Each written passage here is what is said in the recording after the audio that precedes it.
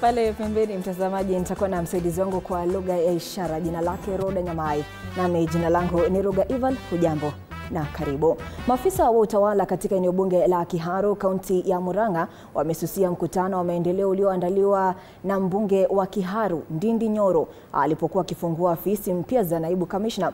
Wakati wa hafla hiyo, Nyoro amesisitiza kuwa hatababaishwa na siasa mbaya wala kujihusisha na siasa zisizo za maendeleo. Mwanahabari wetu Robert Gakure na taarifa kamili.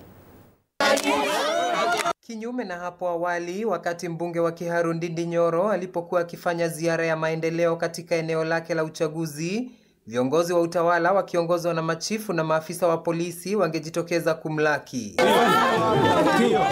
Leo hali ikiwa tofauti, kwani ni wakazi pekee ndio walikuwa wakimpokea, bila hata maafisa wa utawala ambao watafaidika kwa jengo la kisasa alilokuwa akifungua rasmi katika eneo la mjini. Hivyo venye wao wanakupiga huko juu, ndivyo sisi tuendelea kukupenda.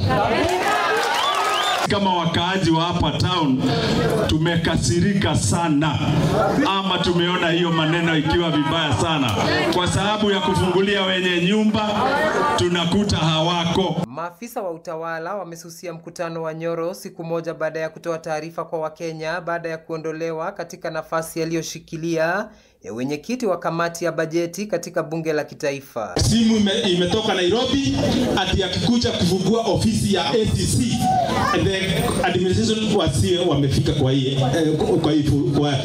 eneo. Kuna kazi ukipatiwa order unasema yes sir. Sasa swali ni katika jambo la maendeleo. Mbona jambo la maendeleo liletwe mambo kama haya? Katika hotuba yake, Nyoro amesisitiza kuwa ataendelea kuhudumia wakazi wa Kiharu kwa juhudi kubwa, akiahidi kutojihusisha na siasa za chuki na matusi la maendeleo na heshima. Na kwa hivyo hata saa hii mimi nikiwa mbunge wa Kiharu, mimi nitaendelea kuheshimu watu. Lakini isikuja siku moja mtu aone heshima anapewa afikirie watu wako na uoga. Lakini kitu moja naona hakuna haja ya kufanya ni unarusha hii maneno na mimi narusha hii.